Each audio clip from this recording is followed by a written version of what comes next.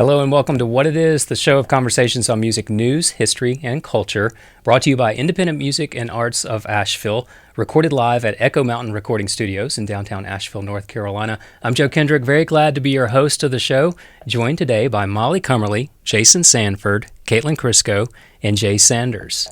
As we explore the music that we love in conversation about all of the news and notes of happenings in Asheville and Western North Carolina's music scene, specifically what all of our panelists have going on, starting with you, Molly. I am the singer, songwriter, and producer for Paper Tiger. I'm also a DJ for Molly Party and a publicist and marketing director for Mason Jar Media. It's been super busy up in my world lately. I've got a show this coming Wednesday as part of our mini tour with Ott and Aligning Minds at the Asheville Music Hall. Almost every one of the bands that we work with at Mason Jar Media is on tour right now and releasing albums and videos. We've got 2 festivals coming up, and I'm DJing a lot. So things are exciting. It's always exciting. Yeah, Molly Party in the house is always a good time. Molly Party in the house. Much more dance parties lately, which has been really fun. Yeah. I didn't realize that I had a 4-hour dance party in me, but... So you have the regular gig at the marketplace, and then do you move around at to other places as well? I kind of move around. I'm semi-regular at the marketplace, which is one of my favorite places. I just wholeheartedly believe in William and what he does, and the staff is so awesome, and I love trip hop, which is pretty much what I play there. And then I've gotten a bunch of private gigs lately. Cool. Going to Charlotte for a fashion show with Nordstrom. I've seen a lot of you in Charlotte recently. Yeah, which is really, really cool. It helps me keep really diverse because every show I play calls for me to be a different character. Mm-hmm. Which is good. It helps with my multiple personality self. That's cool. Well, I run ashvegas.com, and that is what I'm working on full-time right now. So my job is basically trying to keep up with everything that you guys are doing, plus all the other cool news and happenings in Asheville.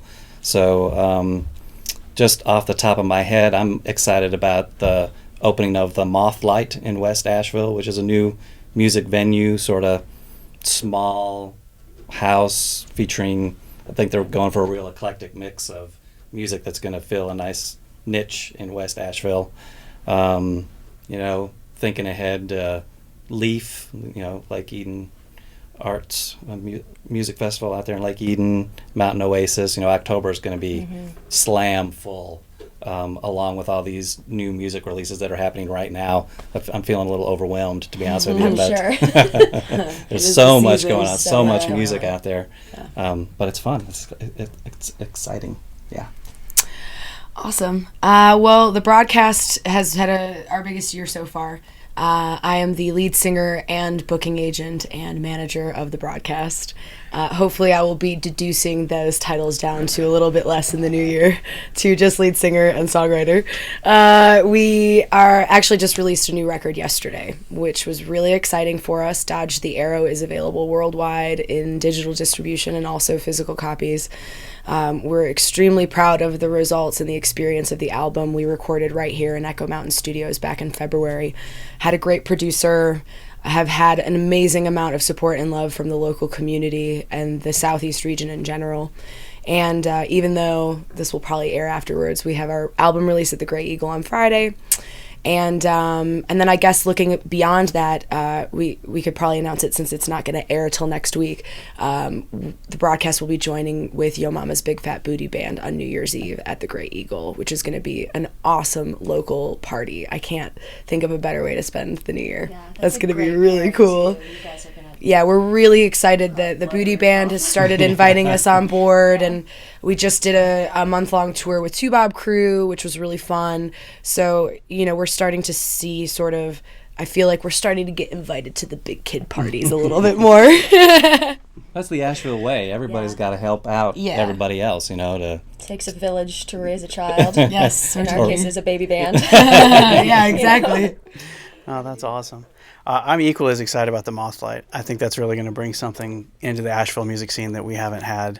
A niche that I'm particularly interested in, the avant-garde music, the experimental music. It's going to be over on the old Fred's Beds location in West Asheville on Haywood Road, and I'm really, really excited about that. But big news for me was my band Acoustic Syndicate put out our first record in 9 years earlier this month, Rooftop Garden. Got a copy of it right here. And we actually are playing at Leaf this year on Friday, October 18th. We're going to be playing out there, so we're really excited about that.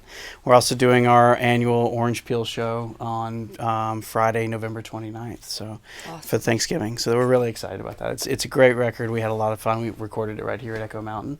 My other band, the Enormous Trio, has got another record we're almost finished with, and we are playing at Broadway's on Friday, October 4th. So we're really excited about that. And just got a lot of interesting things going on. And I think not necessarily an Asheville thing, but the North Carolina Music and Arts Festival on the weekend of November 29th and 30th will feature the Broadcast, Acoustic Syndicate, Two Bob Crew, and the Enormous Trio, as well as a bunch of other Yeah, it's a bands. really good lineup this year. The Where North is Carolina Music Festival is in Lexington, North Carolina. Really great venues, beautiful theater, awesome High Rock outfitters. Chris Phelps over at High Rock has been the one who's put it together the last 2 years. He's an amazing part of the North Carolina music scene. And I'm really stoked about the lineup. Oh, also Jonathan Scales Orchestra's on that lineup as well for an Asheville band. Yep.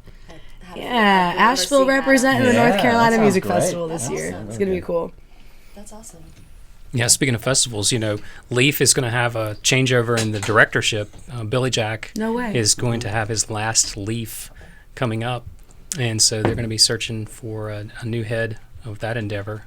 He's going out with some big New Orleans style, man. It's really exciting. He's bringing up our buddies, the 101 Runners and the Bluegrass Project, Chris Jones and all the Mardi Gras Indians, and a bunch of brass bands are all coming up to play at Leaf this year. It's going to be quite on top of Dr. John and all of the... He knocked it out of the park with Leaf this is one. perfect, man. It's my last one, too. I've been working backstage hospitality, and I'm just, I'm so busy right now with our new record coming out and our tour starting Wednesday. It's I can't do anything extra, which is sad because I always have so much fun, and that team is so awesome. But, at least I'm going on a good one. Leaf, and if people who are listening or tuning in have not been to Leaf before, I cannot recommend it enough as a festival. It is so magical and incredible and memorable. It was easily the best weekend we've had as a band in spring. We had our first chance to play last spring, and it was so wonderful. So if people aren't doing anything that weekend, they should definitely come out to Black Mountain. Yeah, it's really special. Really cool. Really special. Jennifer's created something really magical. Mm-hmm. Yeah.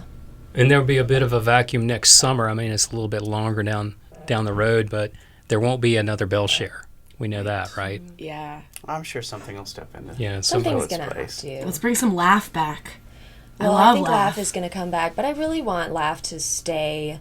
That's Local. something that it's very local centric, and I think that most of the people that go to Bell Share, if they ended up at Laugh, would probably have a heart attack, and it just because it's a weird little city, and For that's why we sure. love it, and that's what it celebrates. But I think that there needs to be something bigger.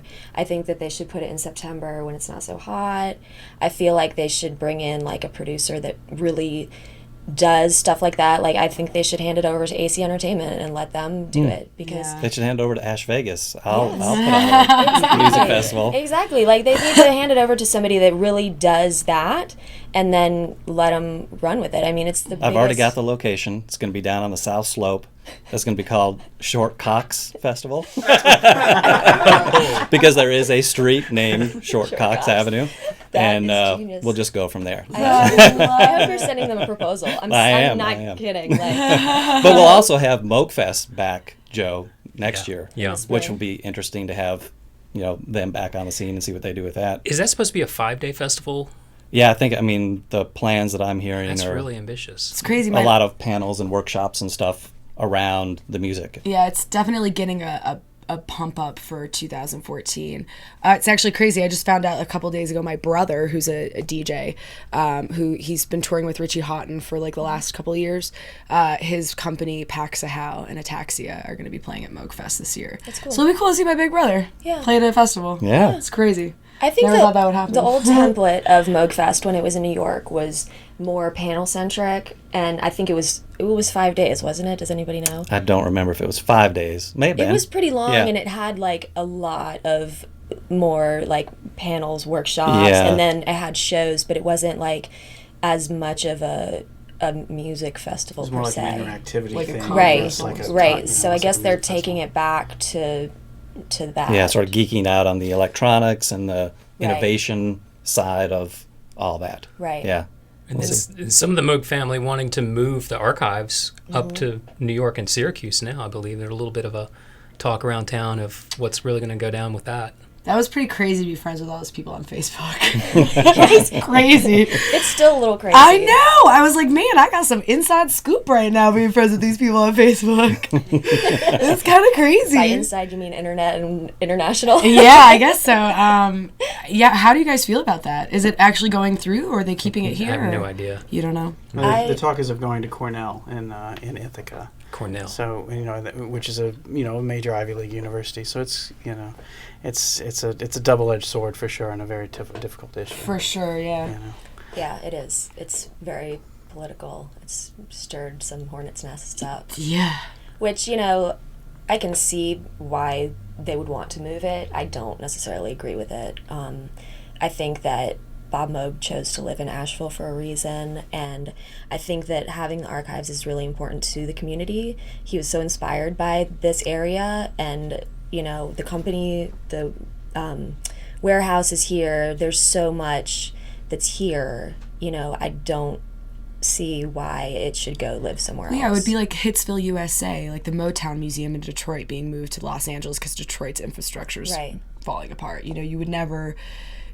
I don't know. It makes sense to me that you would leave archives and the memory of a musical experience and the location in which it happened and where it really came to fruition. And it's really important for Asheville as a city that that's a huge thing for the city to It have. is. Like, I mean, I would think that the Chamber of Commerce would want to get in there and be like, you are not taking this from us, because it's really important in the history of Asheville and the culture. And just having worked with Michelle on so many projects, her heart is so into Very this much project, and she's so genuine and works so hard. Like, I know she's going to do something good with it if it can stay here. Absolutely. So that's my 2 cents. Hopefully it doesn't play out along the lines of like what happened with the Hendrix estate and the endless bickering and the bad vibes or the ill will that's gone on, and a lot of stories like that with icons that on down the line. But Yeah, we shall see. People get crazy when it comes to family. You get a little nails out. What do you think? Drop us a comment here at imavl.com or tweet us at imavl, and we'll look forward to getting your thoughts on what's going on in the Asheville and Western North Carolina music scene. I'm Joe Kendrick for What It Is, joined by Molly Kummerle, Jason Sandford, Caitlin Krisko, and Jay Sanders. Until next time.